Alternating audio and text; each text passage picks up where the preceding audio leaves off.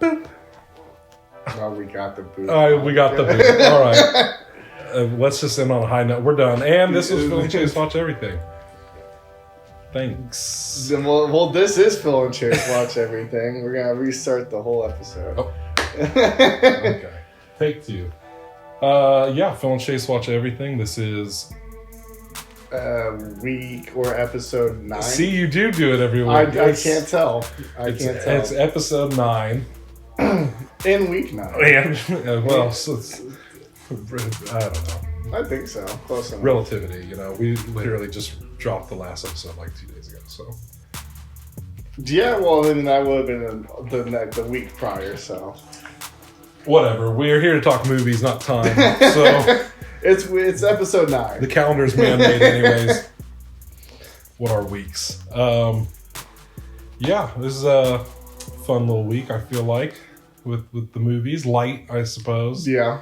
Philip didn't watch 20 movies this week, so, no. So there is that. No, and I didn't try to challenge him either.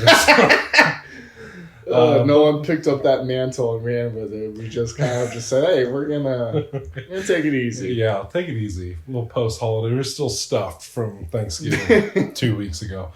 That's why it took so long to get the last episode out. Yeah, god damn. This is how we lose people in the opening. We just preamble too much, which I don't think we do. I don't think so. I feel like other shows will just fucking go on forever before getting around to what they're going to talk about. Oh yeah. We're not the only ones. Sometimes we're too fast. Sometimes like the intro music hasn't even finished playing and it plays for a minute. So and we're just like, all right, anyways, here's what we watched this week. I'm just gonna make Chase do some edits this week, that's all. Oh god, no. Anyways, here's what we watched this week.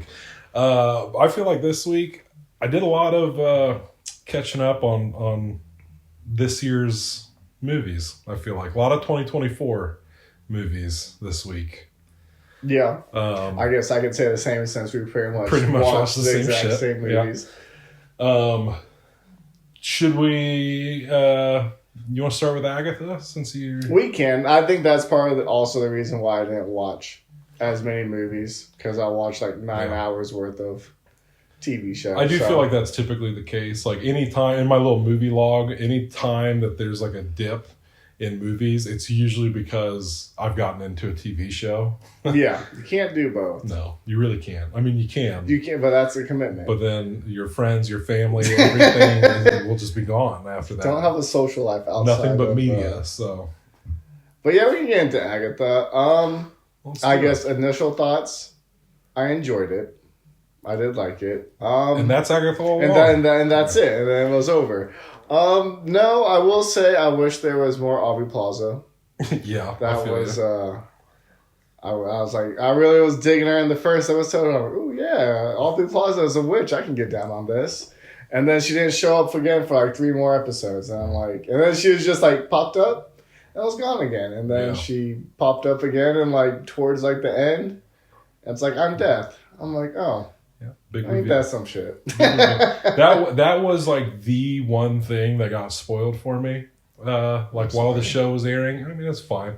Wasn't that big of a deal, really. It didn't make or break the show. It really didn't. I just knew ahead of time. So I guess like I saw more of the like signs, I suppose, that she was deaf the whole time.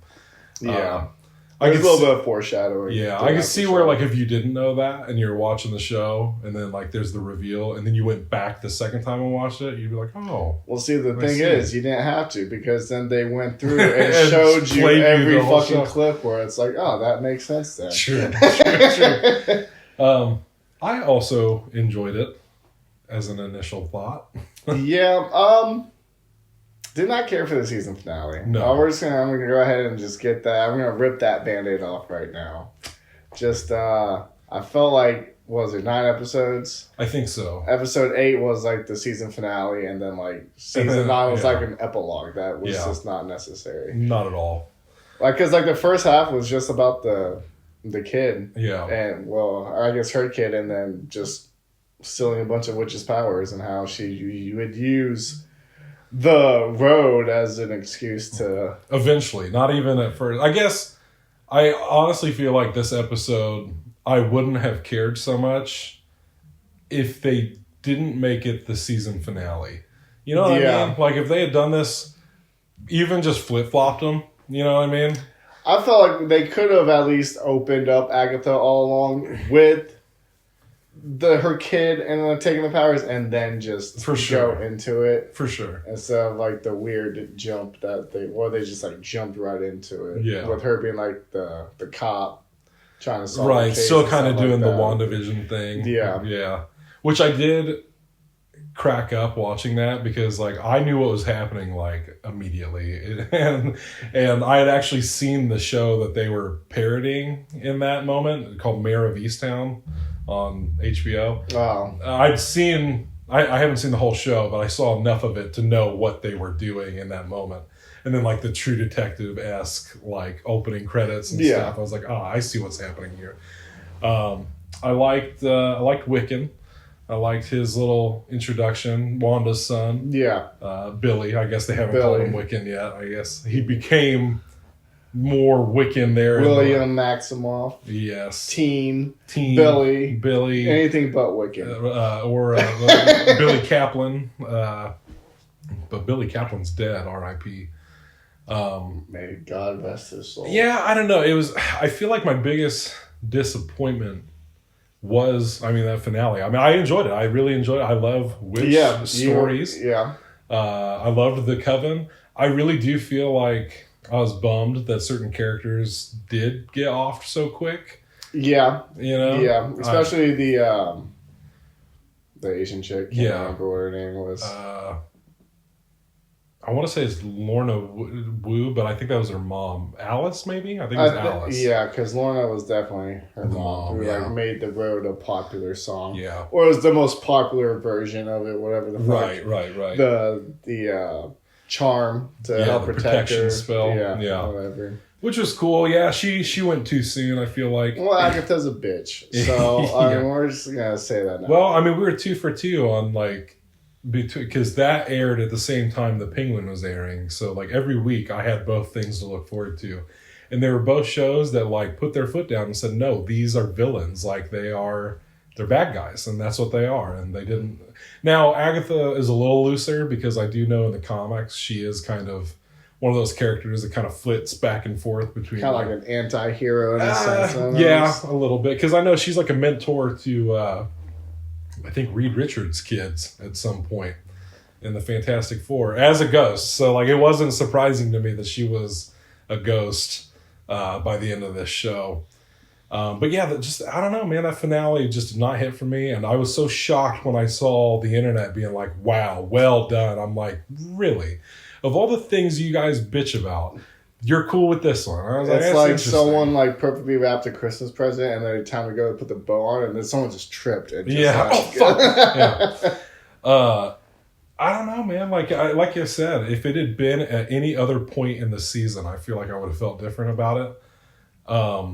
But I feel like episode 8 really wrapped it up well. Yeah. And there was no reason you couldn't have just put the scene at the end of episode 9 where she shows up as a ghost. Because, they played half that scene anyways. There was literally, like, a couple minutes left of that scene. It's really just him turning around and saying... And seeing that Agatha was a ghost and them, like, fucking off together. Probably my biggest disappointment was not seeing Tommy. But, like, I get it.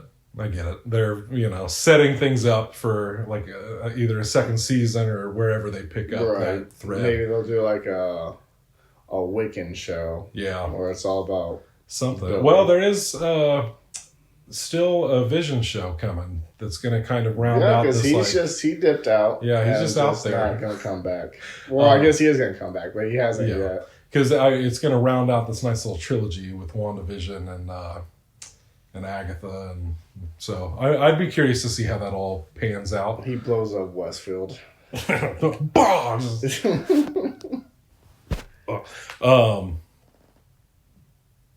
And then, I don't know, because we kind of talked about, like, they do spend a lot of time on the whole, like, dead son thing. And I'm not going to say it's irrelevant to the show. It played its part, but I feel like that finale episode didn't really tell us anything we didn't already know. Yeah. Other than, like, the song is bullshit and it originated with her son. Yeah. And then she turned it into what it was. But yeah, it really didn't tell us anything. We knew she'd been taking witches' powers and stuff like that. And like, so it didn't really add. No, not to me anyways. I guess some people... people liked it apparently. Which is fine. Like I said, not by far not the worst ending of a Marvel Disney Plus series. No, I still think She-Hulk. Not even She-Hulk. I think the Nick Fury. Oh yeah, Secret Invasion. Secret Invasion was probably the most disappointing season finale that I ever saw. Disappointing, I can agree with. She-Hulk was a goddamn mess. That shit was just fucking... She-Hulk ended as if like they were like, oh fuck, that's right, we got to write an ending to this thing, and then they just started making shit up as they went along, and I was just like, what is happening? Y'all just abandoned everything you were doing in this show. It was just weird. Choices were made for sure. Yeah. Who knows when I ever go back and rewatch like the Marvel stuff like that. I'm technically in the midst of a rewatch. Yeah.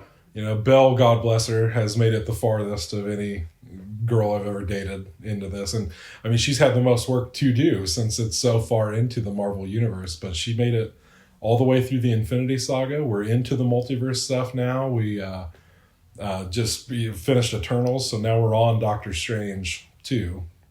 So we had some fun stuff ahead of us. Yeah, for sure. And She-Hulk. I like She-Hulk. I'm not going to say you're in shit. Yeah, because I was going to say, I wasn't, overly, disappointed with She-Hulk, but I do know that some people definitely... I enjoyed it for, what it was, but the ending was, it's just a fucking mess, bro. It was a goddamn train wreck. I deleted it from memory. I don't remember how badly it ended. She, breaks the fourth wall and, breaks out of, the Disney Plus page... and goes to Marvel Studios and talks to Kevin, who's a robot and all this shit. Yeah, and basically rewrites the whole ending of the episode. I'm like, what the fuck are we doing here? Oh, that is definitely a weird choice. Yeah, that was very bizarre. I guess to get back onto Agatha real quick, because one thing that did upset me about the season finale is so she is a ghost, and then Billy's trying to cast her out of there. And so at one point it's so the whole show she's she has a shrine for her kid. She's always being sad about her son being dead. And so it's she's finally getting a chance to move on to the afterlife. And she's I just can't face him. I'm like, bitch, he's been dead. You haven't seen your son in centuries. And now you're finally dead, and now you don't want to see him anymore. That just... That kind of just rubbed me the wrong way. I was just seems... She'll just take her little surrogate kid here and Billy. Yeah, I'll just say, you know what, Billy, I think we make a good team. It's how about you be a good mom? How about that? I think the time for that is long past. But, no, I feel you. Overall, I enjoyed it. Not crazy about the finale. But it's okay. Yeah, enjoyable. I'm excited to see where the whole Wanda storyline has definitely been my favorite of the multiverse saga. She's just got the best story so far, so I'm excited to see her come back one day, maybe. Doubtful. Oh no, I'm assuming she will. If you don't ever see a dead body, then they're alive. Oh, 100%. All right, Agatha All Along. Finally got all caught up. Yep, so that's done. And then I watched The Wild Robot at the start of the week. And I've watched it at the end of the week. Yeah, we did a little flip-flop. I just watched it last night. Yeah, I just bought a copy. I just heard such good things about this movie that it was one that I felt confident enough to just buy. It was a safe purchase. It absolutely was. I bought it, took it home to watch with the fam, and we watched it that next day, and I loved it. I loved it. It was great. It was like I was saying earlier before we started recording, probably one of the funniest things that I've seen all year. For sure. There was so many jokes in the beginning. I think the first time I really laughed out loud was when she's talking to the possum. The possum, 100%. Whatever. And then she's like, I have 7 kids. And then you hear like, and then it's like, oh, I have 6 kids. I'm like, God damn, that ain't fucking dark. And then he popped back up. It's like, I'm okay. And she's like, oh. That is hands down the hard. That's what I texted you about when I kept it vague. I was like, this has a joke in it that is the hardest I've laughed at anything in a movie all year. I mean, I laughed so goddamn hard. I would think about it and just start laughing again. I could not get my shit together after that joke. I just thought it was so funny. There is the other joke where she's like, she has, what was it, Bright Bill? Bill was such a weird name. She should just let Fink just come up with it. He was doing it. He was coming up with everything else. He came up with the stories. Like, just let him come. Which, little side note about Fink, Pedro Pascal fucking killed it. Oh, I thought he was so absolutely good, bro. Crushed that role. He is so good. But they were talking or whatever, and so like she like brings up the fact that she's the one that like killed his family or whatever. And so she says something about it. It's like, well, don't start with that. I guess because we're terrible at this, the Wild Robot is about like, this robot who's built by like a big company. I feel like everything's just comparable to Amazon these days with this kind of thing, or Apple or whatever, but like a service robot that just kind of, I don't know, I'm guessing like falls off a plane or some shit, lands in the middle of the wilderness, and just starts to kind of adapt. Which we watched like a little like behind the scenes thing on the Blu-ray before we started watching it.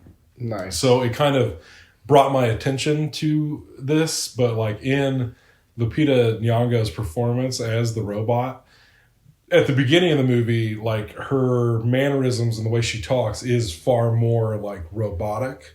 But as the movie goes on and she kind of becomes more of like a mother, like she does become like a little bit more like human and like mothering and like all this shit. Yeah, like, she quit going. She was going against her protocols. Yeah, because she had to. She had to, man. Yeah. She had to adapt. She did. She had to sit there and just listen to all the animals, which was a cool scene. I really liked that. Dope. Well, another scene that I laughed super hard at was when the raccoons were taking all her part, just scrapping her. I was like, that's hilarious. And then she tried to turn on her honing beacon or whatever. Like, oh, something shiny. And they all just started like, I was like, because raccoons are exactly fucking like, I'm like, that's a raccoon to a goddamn team. Oh, yeah, dude. When they fucking all run up the tree and she's just got her foot on it and they're all like, oh, no. She just takes her and the raccoons just go fucking flying. Yeah. I loved it. It was almost like that scene in Hundreds of Beavers. Thousands of Beavers. Just launching those bitches. Dude, I loved it. I mean, yes, I got a few tears there at the end. I didn't like cry. It's like, I don't know. I didn't feel sad. I didn't find this movie very sad. It was heartwarming. Emotional, for sure. Moving. It made you feel things, but... Oh, it made me feel all the things. It didn't just pull it right out of you. Like it just said, hey, you can feel this. Like I do. Yeah. Like a mother. Just putting it there. It's okay. It's okay. Like, it is okay. But like I said, like on paper, like what a weird fucking movie. Of a robot and a fox raise a baby gosling. What the fuck? But hey, it works. It works really well. Sure did. I thought it was cool that Mark Hamill was the bear. Yeah. Second animated movie I've watched this year where Mark Yeah. Hamill was a voice. I'm like, he doesn't even act no, he just does voice acting. He doesn't. Well, I mean, he's been doing voice acting for a long time. Yeah, I guess I'm just now. He played the Joker like forever in animation. Yeah, I have to look up Mark Hamill's like IMDb just to see all the shit he's like kind of a big deal in the voice acting community. Like post Luke Skywalker, like that's his bread and butter. Yeah, that's cool. Good for him. Yeah, because I mean, hell, it's just the last episode. You watched The Boy and the Heron. Yeah, that's what I'm saying. So, he was just in that too. So, but yeah, everybody was saying, this is probably gonna win Best Animated Feature. Probably will. Right. Probably will. I mean, I liked Inside Out too. Don't get me wrong, but still haven't seen that one. I mean, I really enjoyed the first one, though. I will say that I was a fan of Inside Out, so I just it'll be a tight race, but I don't know. The Wild Robot I felt like had, I don't know, a little something extra. That little it factor. The it factor, the X factor. Oh, call back. Yeah. I liked it though. Yeah, because it did just get nominated for Best Animated Feature at the Golden Globes. They released those today. Hell yeah. And we've seen about fuck all of them. There's not a lot that we have seen from that list, I don't think. But, I never do. I never the Golden Globes are always weird too, because they're, I mean, I don't know. They play shit fast and loose a little bit. Because like the Oscars, I feel like are a little, obviously the most prestigious in film, but Golden Globes, like with their, for instance, you know, I don't know. There are just times where they nominate things, especially in certain categories, where it's like, is this a joke? Yeah. Like, because they break things into drama and then comedy musical.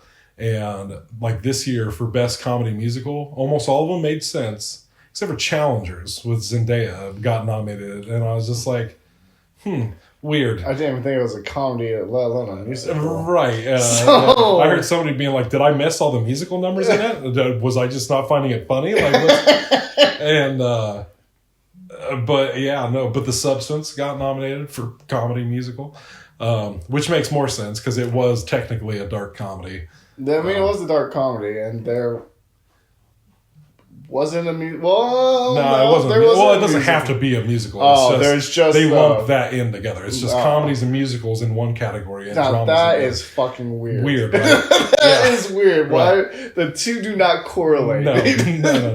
They're like, and then like if you're gonna do that, then be like westerns, and then that's like, you know, like I don't know, it's fucking silly. So it's like a western and then like a mystery. I like watching the Golden Globes just for fun, but I definitely don't take them as seriously as I do the Oscars. I don't think anyone does. No, that's probably very true. The Penguin got nominated for a bunch of shit, as it should have. Hopefully, musical, best musical comedy. Yeah, and then speaking of musicals, it'll be like the third thing I talk about here, but went to the movies this past week. Yeah, we did. Probably my, I wouldn't say my favorite movie-going experience this year, but one of my favorite days at the movies this year, because I saw 3 that day. I started my day with Y2K.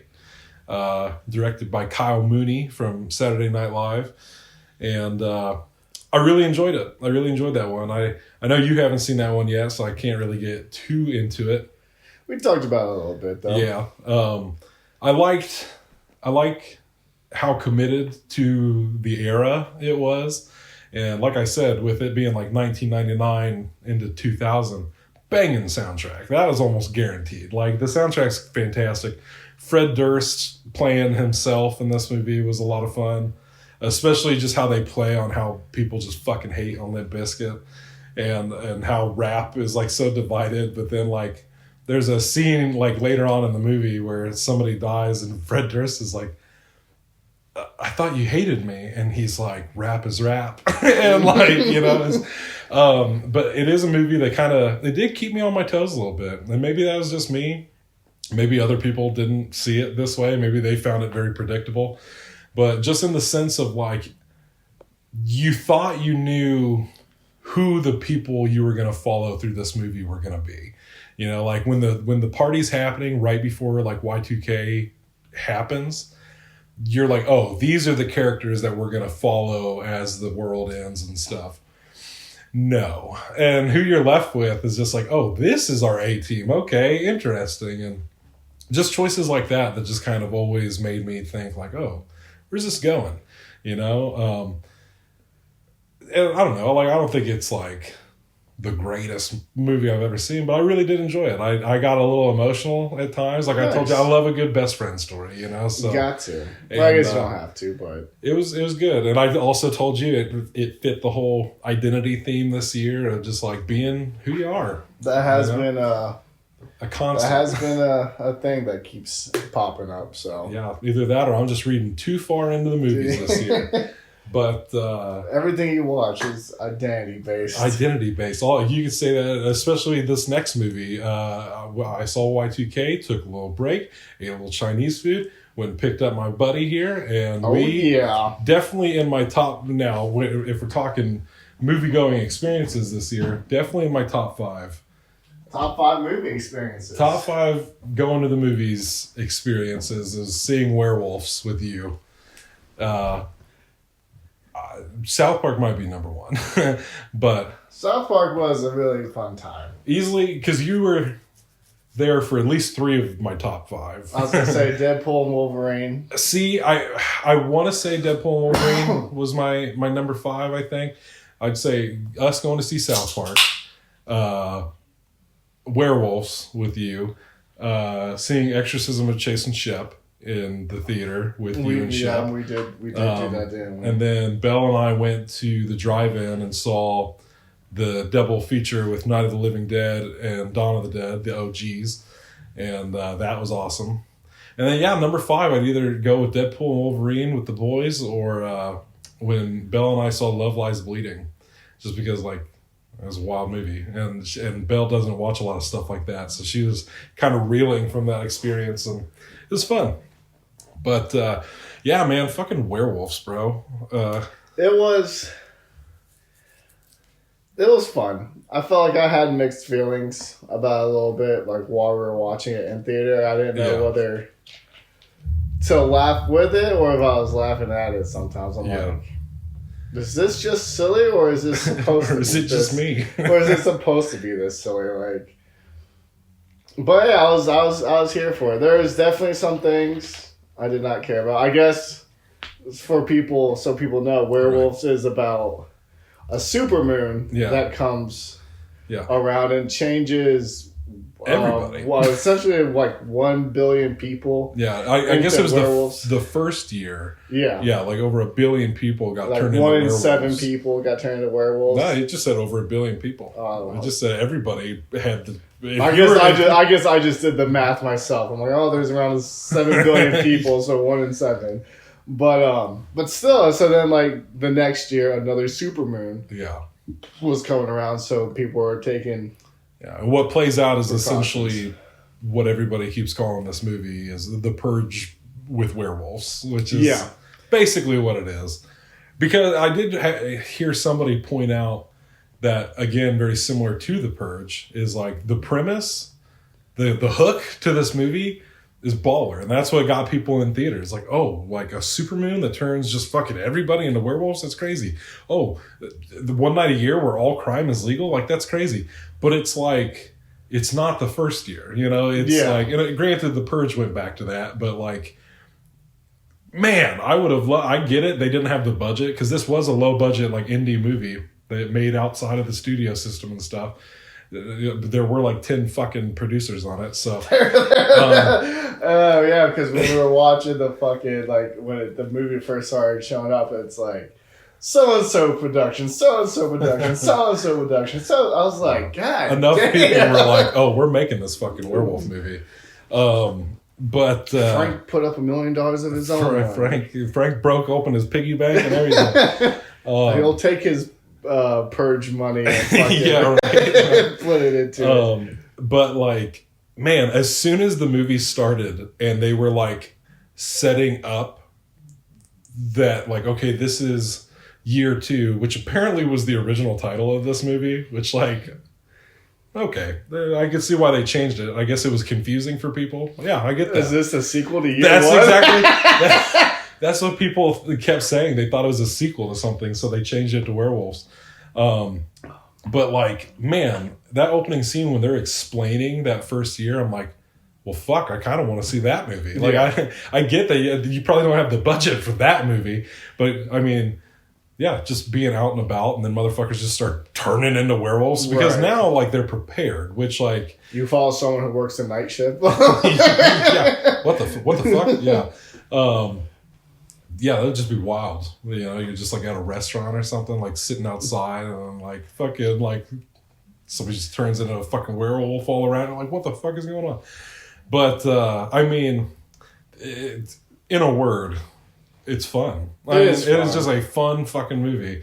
And like I said, I have never, ever seen a movie in theaters, like especially like a new release, that was so like laughably bad that like I couldn't help but laugh out loud at some of the ridiculous, stupid shit I was seeing play out before me. But you know, like we've talked about, it's like I do feel like we were laughing with this movie. Like I really feel like the movie knew what it was, and like we were just kind of talking about it earlier. I just don't feel like they make them like this anymore. You know, this is like they don't, especially for like a theatrical release. Like it's just so much fucking fun, and I mean it's so schlocky and just ridiculous and over the top, and I mean the melodrama in that movie too. We never even talked about that, like how melodramatic the movie would be at times. But yeah, like I was saying earlier, like you see a lot of movies these days that like try to emulate the feeling of a B movie, and are like, yeah, these are the tropes and cliches that you might see in a B movie. Where like, oh yeah, I'd say Thanksgiving. You know, that might be a good example where it's like Thanksgiving is an A movie done like a B movie. You know what I mean? Yeah. This was a B movie done like a B movie. It had a ridiculous premise. It played it straight, and it fucking went with it. It just rolled with the punches. It knew what the fuck it was, and it wasn't trying to be nothing else. It was just a good time at the movies. The practical effects were a lot of fun. I think that played a big part in it, of actually seeing like people in werewolf suits being the werewolves. I have seen a lot of people bring up what you brought up when we saw it, which is like how the werewolves will like maintain some of their looks. Yeah, as they humans. maintain like certain personalities, and everybody just found that hilarious. Where they're just like, especially the one with like the piercings, like that punk rock werewolf and shit. And like, people, his hoops just grew with him as he became a werewolf. Like, right, he still is wearing like the fucking like spiked fucking like wristband and shit. Like, what the fuck? Probably the most ridiculous thing of that is like I guess I was willing to buy like when they change into werewolves, like their shit still being on them or whatever. But the one I could not get over was Frank Grillo at the end of the movie. Spoilers. Too late for that. But, right. Well, we haven't spoiled anything yet. Well, I just mean for the entirety of this show. Oh, then yeah. They should just know. If we're in episode 9, then they should If you're know. jumping in at this point, what are you doing? But when Frank Grillo at the end turns into a werewolf to fight this other werewolf, which like as soon as it was going to happen, we both were like, get the fuck out of here. It's like this movie's been just making some choices in this last 15 minutes, and now he's gonna because at first I feel like you and I both had that same thought of like when he's looking at all the fucking holes in the ceiling. We're about to jump all over the place here, but he's looking at all the holes that his fucking sister-in-law blew through the fucking roof. And we both kind of expected him to turn around and be like, what the fuck did you do? Like, what? Right. Did you do this? But then, like, I was like, oh, he's looking at the moonlight. He's gonna fucking choose to... And then I forgot until just this moment the stupidity of, like, you guys hang in there till morning. And we were both like, oh, there must be, like, an hour, maybe 4 hours, something like that before dawn. 15 fucking minutes until dawn. 15 minutes. And he's like, I have to do this. No, you do not. 15 minutes, bro. You killed almost all of them. There's like the one werewolf. You've been doing this all night. For the next 15 minutes, you're telling me you can't handle the one fucking werewolf you already injured? What? Yeah. And then by the time he even got outside and turned into a werewolf, at that point, you're probably looking at like fucking, you're down to 10 minutes at least, you know? Right. It's like, homie, just fucking wait, bro. Yeah. Like, silly, but then, he turns into a werewolf. I mean, I guess since we're spoiling shit, just like very anticlimactic, like, changed into a werewolf, ripped off the other dude's head. Yeah. Like, there was no big fight. They threw a couple, like, body shots and he said, oh, fuck this, and just ripped his head off. I've had enough of these goddamn werewolves. And so, I think if forewarning, since no one gave us this warning, before you go in it, if you are like epileptic, don't see this fucking movie because those strobe lights in like the first half of the movie was ridiculous. Funny because I told you there's all these singing warning signs for Wicked everywhere. But when we came back later to see Wicked, there is an epilepsy warning sign for Moana 2. Because there's a sequence of flashing lights in this film. And so they had a warning out. I was like, a sequence? What about the hour and 30 minutes of werewolves? Like, I definitely felt like... pulled out a Sharpie and wrote in, and werewolves. The whole thing. I, honest to God, almost said something to the I probably should have. Just to be like, hey, I'm saving lives here. You need to put a warning for werewolves. Because that is like... That was rough. Neither of us are epileptic, and even we were like, God damn! Like, it was like nauseating. I felt like. As fun as it is an assault on the senses. This movie, like, because what got me about the flashing lights is, like I said, it made sense. Maybe 5% of the time that they did the flashing lights.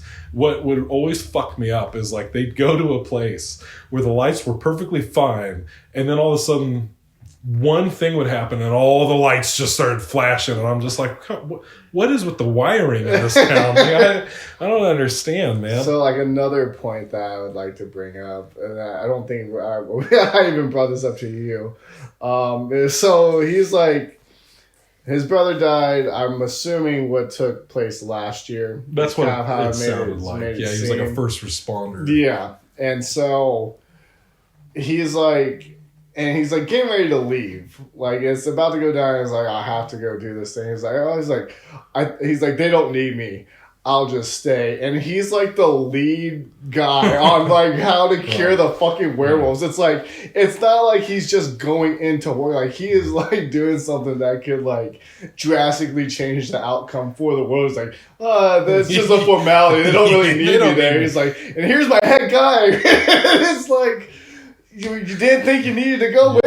Like, well, and that's probably one of the biggest asks of the whole movie is when the movie asks you to believe that Frank Grillo is a scientist, a molecular biologist, I believe, in fact. And I was just like, this is like the Meg all over again. It's like, oh, Jason Statham. I can buy Jason Statham as a marine biologist way fucking more than I can Frank Grillo as a molecular. Oh, he's like, but he does like bodybuilding on the side, completely jacked out of his fucking mind. Well, they do kind of briefly mention that him and that other scientist. Yeah, he used to be. They were like military. Yeah. So.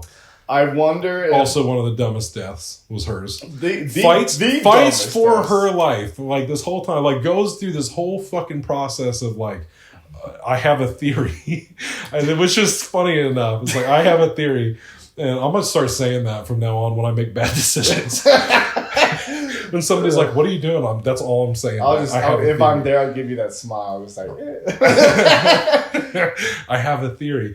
And then she just starts fucking screaming in this werewolf's face, which, like, I got it. I understood she was just trying to be the alpha. Yeah. And, like, all that stuff. And it's like, it worked. And it's, like, such a long, drawn-out sequence, which is, like, cool. And then is undermined completely in a moment. And it's just, like... you know what's going to happen just by the framing of her standing by the car. She could have just got in. She could have.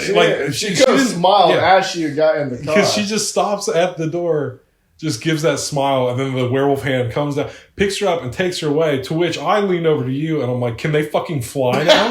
Because especially when he gets out of the truck and looks around, and there's no fucking way that werewolf was anywhere other than just like on top of that fucking truck when she walked up. So what did she walk up to the truck with the werewolf, and that's why she smiled like, "Hey, there's a werewolf up here, so I guess I'm fucked, huh?" I'm done. Just fucking so silly. Bro. I wonder if like Frank like wrote in the shirtless scene, or if they want. He's like, this body's banging. He's I work hard for this because it's like the slow pan on like. Because that's what I was trying to get to earlier with the werewolf fight. Is like the werewolf fight ends, and then they're like, "We're not gonna kill you," and then like, because you got like 2 minutes or less. You got 30 seconds, so there's no need to fucking kill him. Just wait it out. And when he changes back, he just has pants on, and that's what really fucked me up. Was just like, I could buy all the other ridiculous shit, but you're telling me he didn't have the pants on as a werewolf. He didn't even have them on. And not only that, but like because they're like showing off his bod, and it's all fucking low cut, and you can even see the underwear and everything. I'm just like, they don't look like they're stretched out. They don't look like they're just perfectly He's fine. not holding them up at all. No, the lights have now gone back from flashing to just a lens flare on the screen the whole time. And I'm just, those were the two things, either lens flare or flashing lights. And it's just like, good God almighty. It's just such a silly fucking movie. But fuck, it was so much fun. I had so much fun watching it. But honestly, it might be one of my favorite werewolf movies we've watched this year. Because the werewolf action was great. There's a lot of... I did enjoy the werewolf. You came for werewolves? Well, we've got werewolves, bro. Oh, yeah. Although... There's a lot of things I question. I still question the volunteer subjects.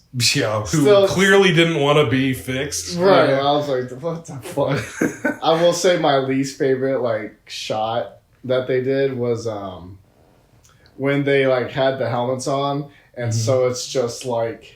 their face, like, inside, like, the helmet. Oh, yeah. And I was like, this is kind of silly. It just didn't work for me. Right. It was kind of cool when the one guy was, like, starting to turn while he was in the helmet, so there was some sort of a payoff. That was a thing. But if they didn't do that, and it was just, like, for the sake of having, like, different camera angles, I'm like, no. No. That was, like, a camera angle that should have been used sparingly, and they said, man, fuck it, this is not that kind of movie. They said, over the top is the name of the game.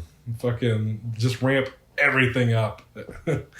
Just ridiculous. Not to mention the neighbor guy who's just shooting his fucking machine gun into the neighbor's yard at the beginning. Yeah, like, we're like broad day, like middle of the day, just shooting. It's like, God, hey, you gotta kill somebody.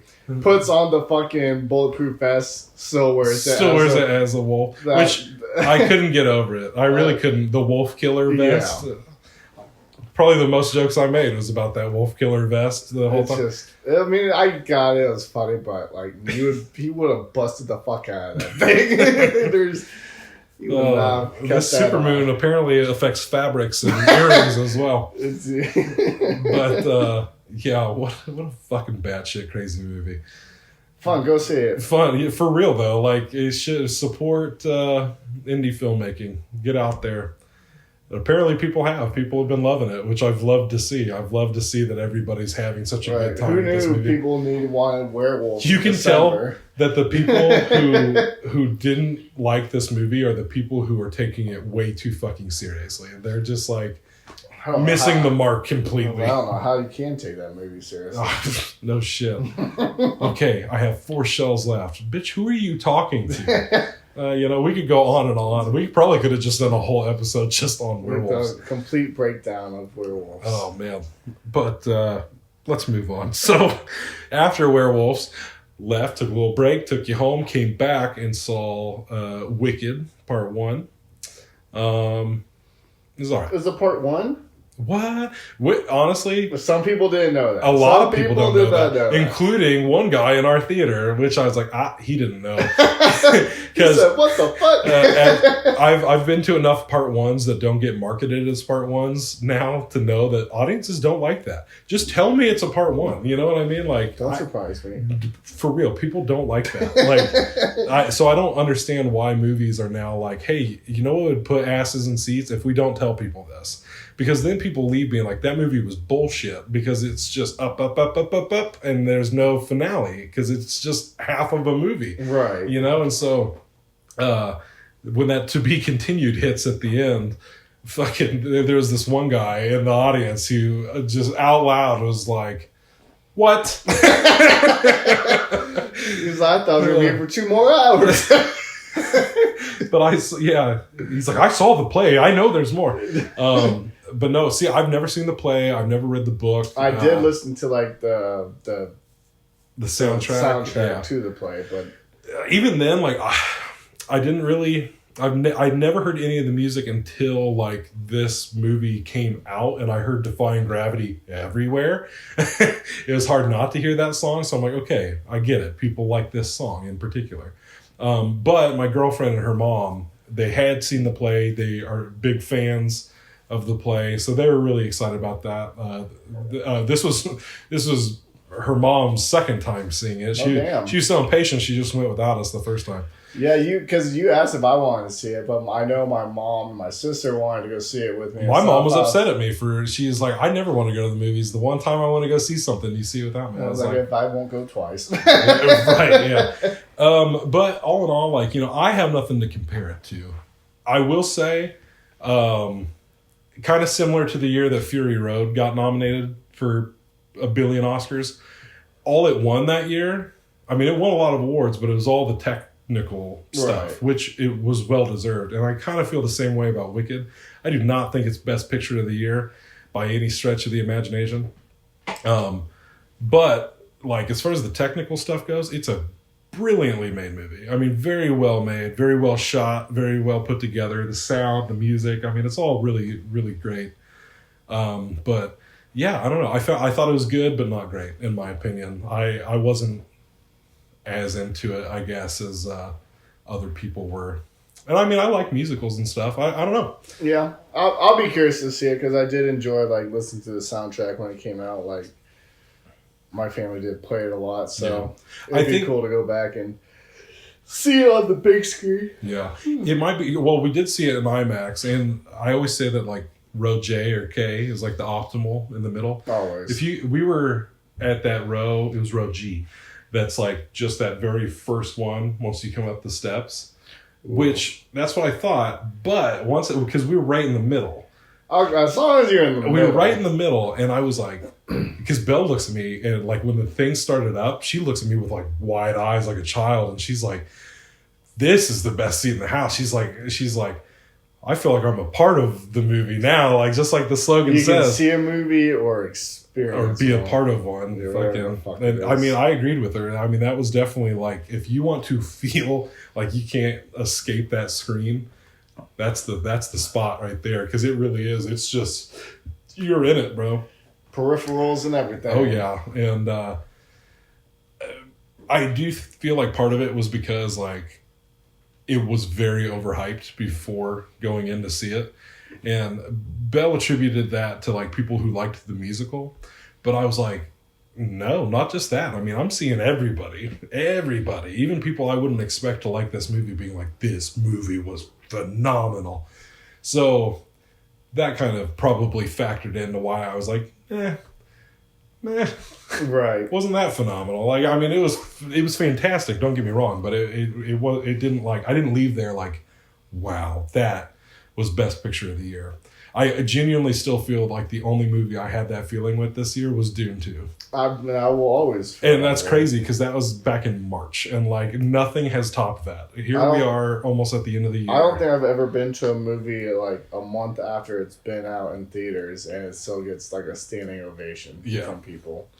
That was wild. That was an experience for like to see everyone like get up and start clapping. I forgot about that. It's like, hell yeah, I had to join in. Like, let's fucking go. It was excellent, man. It was excellent. It sure was. But yeah, Wicked. I did watch Scarface. I forgot about that. That's right. I did watch Scarface. Still a classic. Well, I won't get too much into it, but there is a Philly thinks it's silly moment, and I made a point to acknowledge it when I was watching it. So, I mean, I'm sure you've probably seen it at least once.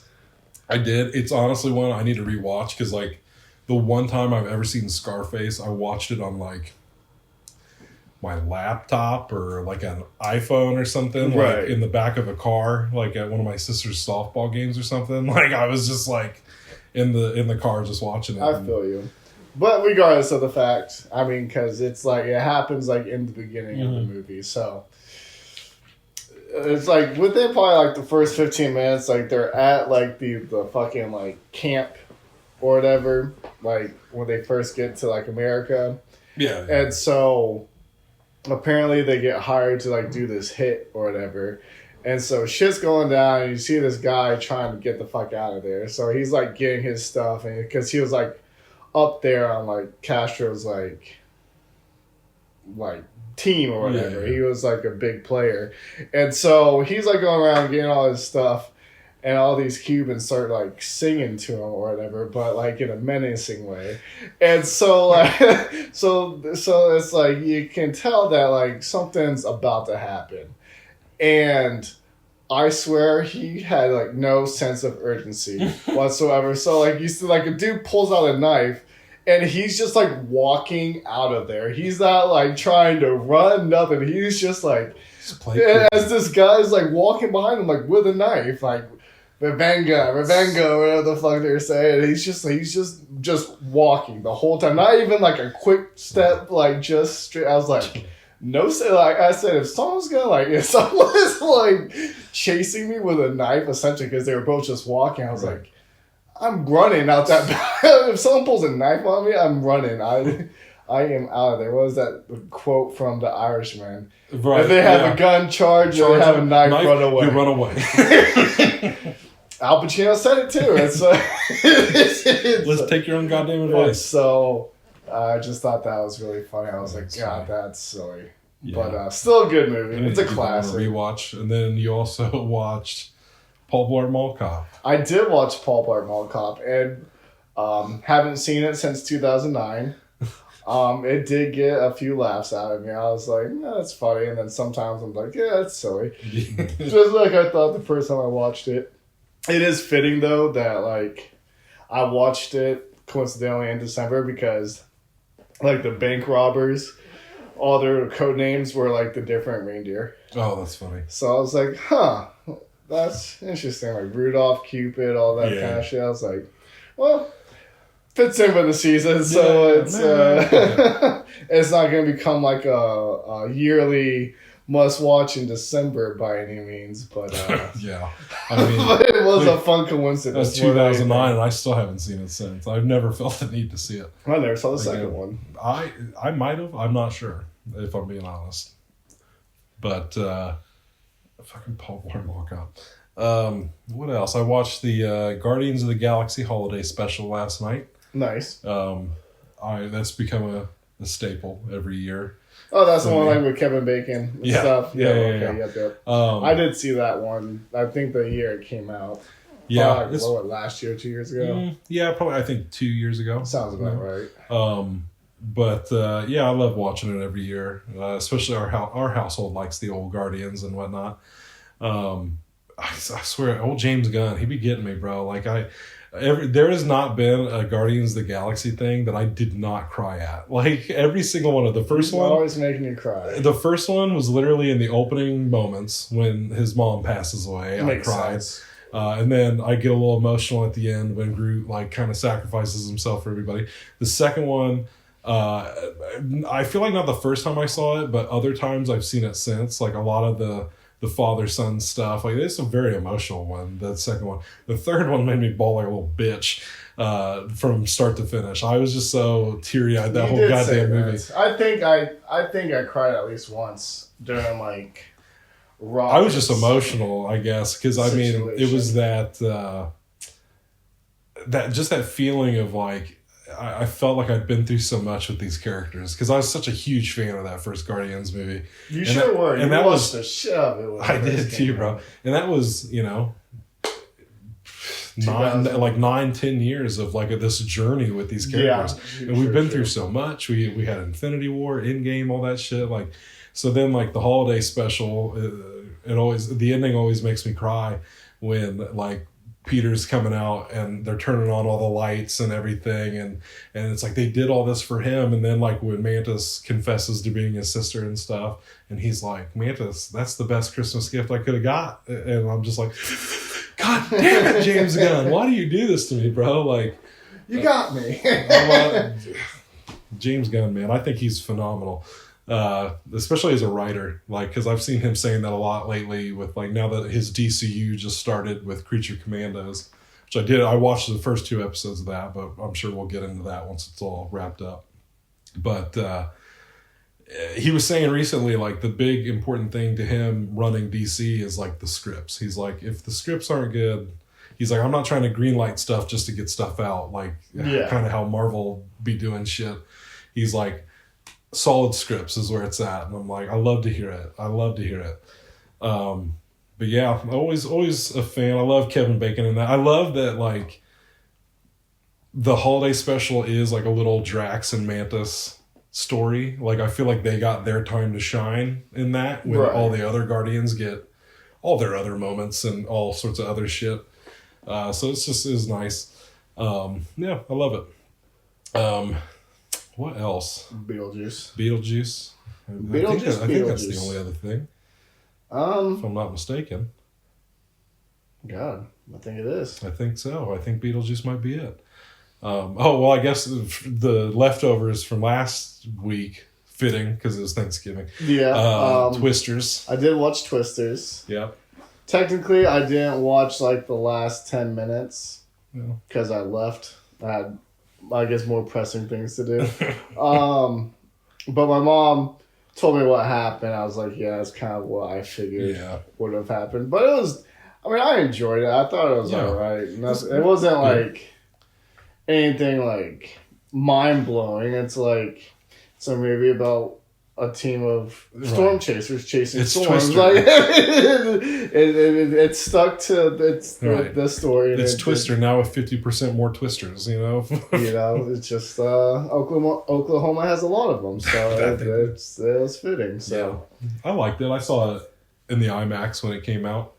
Yeah, it's fun. There's really not much. Twisters is not a movie I feel like I can pick apart. Really, I mean, no, very well shot. Yeah, it was good. I didn't have any. I love Glenn Powell. I love that he's on the up and up. I think he's a very charming actor. He is a charming actor. I knew the first time I ever saw him was in Everybody Wants Some, and I feel like there's so many actors from that movie that I'm like, they're going places. Wasn't he in like Spy Kids 3D? He was, and when I found that out, I was like, no shit, because he was one of the game testers. Yeah, that was like my first. That definitely would have been. Yeah, I just didn't realize it. I didn't know who the fuck he was until I think I saw a clip like earlier this year. Like, Glenn Powell was in. Yeah, it was something about like because Selena Gomez and him like presented at some award show together, and then they mentioned that they were both in Spy Kids 3, and I was like, what? Like about both of them? I was like, what? I was like, what? But I was like, no, I guess that checks out. Yeah. Because Selena Gomez, I believe, was the chick like at the beginning that Junie was like when he's doing his PI work. It was like hired by her or something. So she's in it like very briefly. But I was like, no shit. How interesting. Yeah, Twisters. I enjoyed, what was that one he did with Anyone But You?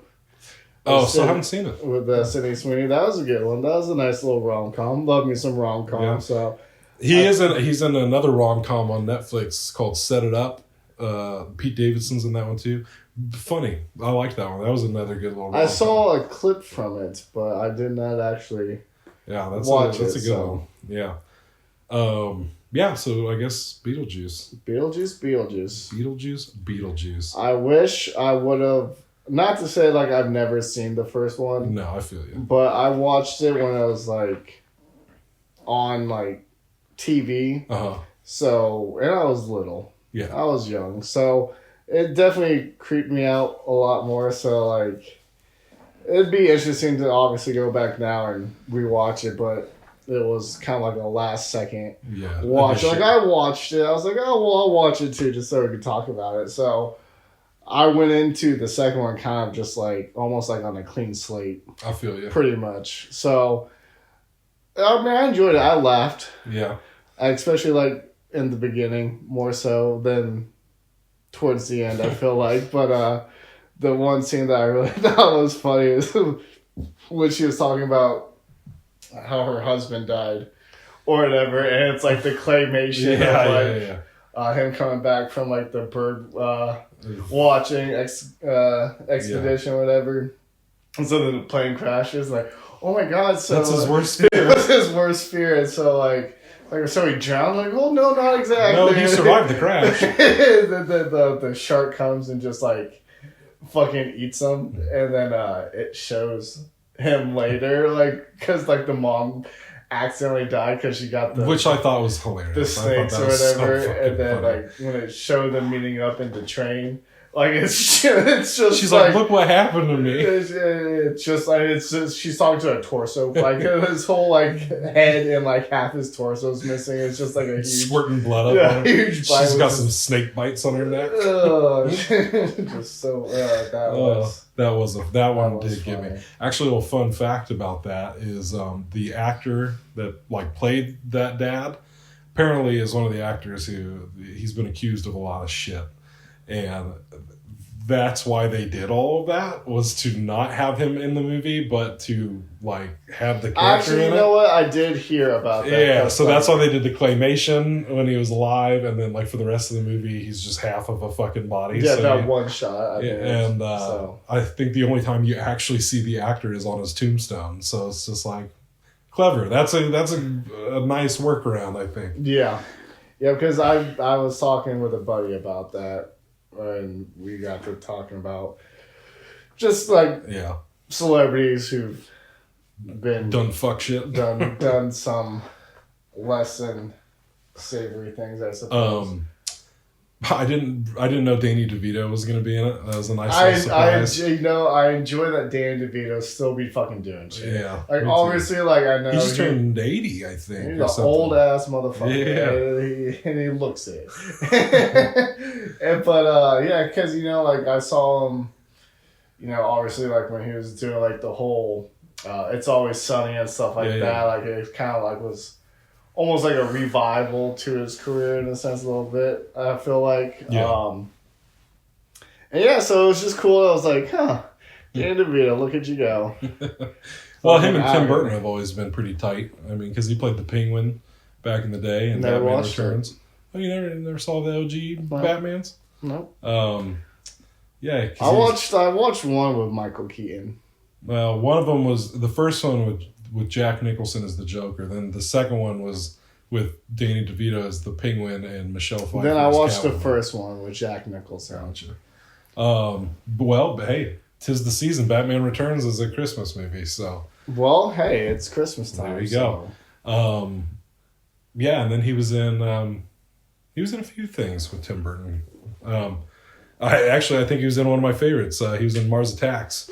So when Beetlejuice was coming out in theaters, I did rewatch the first Beetlejuice, which is one of those movies that I feel like I've had a different opinion every time I watch it. And this last time I liked it, I enjoyed it, but I feel like I've never been as taken with Beetlejuice as other people have been. I think it's a very simple movie, which is fine. It's like it's fun for what it is, but I'm not going to live and die by Beetlejuice like some people will. And I feel like those people are the people who loved this one just as much. I just thought it was all right. I mean, I enjoyed it. Don't get me wrong. I thought it was fun, but I'm not like going to be one of those people. Oh, you haven't fucking seen Beetlejuice? You need to sit down and watch this. Like, I don't know. It was fine. Yeah, I heard what you're saying, though. I heard the guy I watch on YouTube who reviews movies, when he reviewed this, he had said something about how he felt like the whole subplot with Monica Bellucci's character, who was like his Beetlejuice's ex-wife or whatever. Yeah. He's like, you can cut that whole storyline out. It does absolutely nothing for this whole movie. And I could not agree more. Like the whole time I was watching that movie, I'm like, this really feels so fucking irrelevant to everything else going on. To the point that like, again, I don't know if it was one of those situations, kind of like when I was watching Mad Max, where I just like, wait a minute, where'd the bad guy go? Like, like I blinked and I missed it. Because I didn't even leave the room. I was still sitting there watching it, so I guess I just missed something. I have no idea what happened to her. I know she showed up at the wedding at the end, and I don't know what happened to her. And then they started wrapping shit up. I'm like, well, that just goes to show you really did not need her in this movie, because I feel like I didn't see what happened to her, but I still got the gist of the rest of the movie. I did not need that subplot. And I will say that I did start to... I mean, it was late when I watched it, too, so I definitely was starting to check out a little bit, like, towards, like, the whole, like, wedding portion of it and stuff like that. Just, like... Which they rehashed some stuff from the old one, too. Like, that whole musical sequence that they do at the wedding is just the Day-O thing from the original movie, where they're all at the dinner table and they all start doing the song and dance because they're possessed. Like, I'm like, okay, this is just a nostalgia trip at this point. They're on the musical portion of it. I was just like, I don't care anymore.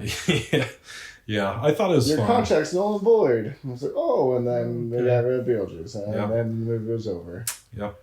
Then she got married. Well, then, because then it, like, I guess maybe it was just all in her dream about, like, Jenna Ortega getting married and having the Beetlejuice baby again. Which did make me laugh when it was like the double dream with Beetlejuice. Like after the baby thing, he's like, I just had the weirdest dream. Because in both movies, they use Beetlejuice very sparingly. Like, he's really not in a lot of it. Especially in the first movie. Like, he's hardly in the first movie. He's in it for, like, maybe 15 minutes of that entire movie. Yeah, because what I remember from the beginning, from the first one, I was like, they get in a car crash off the bridge. Yeah, it's more so about them. Then they died, Alec and they Baldwin were trying not to get people to buy the house, so they were, doing, like, the hijinks shit. The other plot that I feel like kind of went a little bit of nowhere that just kind of felt like they needed to push the story along was the whole subplot with Jenna Ortega falling for the ghost boy. Yeah, because then it's like Beetlejuice denied his application and sent him to hell, essentially. Is that what happened? Yeah, he didn't stamp his ticket. Where the fuck was I for this movie, bro? Yeah, because it wasn't, the contract wasn't, like... Right. There was like he had to get his ticket stamped, and so then they like stopped him, and Bill just was like, nope, and then he opened a lever and he went down to hell, and that was the end of it. Oh, again, I guess the same as the ex-wife. I just missed that. That one I did see. That part I did see. But, interesting. But yeah, it was just one of those things. Fun. Yeah. All right. On that note. In case anyone wants to know what just happened, I touched Chase's foot with my foot. He played footsie with me. Just a little boop boop. Oh, so funny. But this was episode 9. Episode 9. Jeez Louise. I guess looking forward to next week. We're going to the movies on Thursday to see that Daft Punk movie. This Thursday, bud. Oh, I have to cancel plans with my mom. Oh, yeah. Hell yeah, She thought we were going to have lunch or dinner. Oh, no. Unless it's before 7:30. We can go to B-Dubs and I can just go to the... It's not in Savoy. Oh, then no, I'm not. Was that the AMC? Yeah. Because I saw... For those few still around, the movie's called Interstellar 555. The fives all stand for the story of the secret star system. That's all spelled with fives. Nice. I know next to nothing about this movie other than it's very hard to find, and it's essentially just like a companion movie to a Daft Punk album from the early 2000s that I have not listened to, which I am a big fan. I can guarantee you this. You know a lot of the songs. I do know I'm that sure much because it's I'm pretty sure Around the World is in this. Well, classic. One More Time is in this. Another good one. Yeah, so I mean you'll know the music for sure. Yeah. And I mean I wasn't worried about that portion of it. But we'll get more into that next week. That's the only thing we know to look ahead towards. But Until then, guys, it's been fun. All right, peace. Later.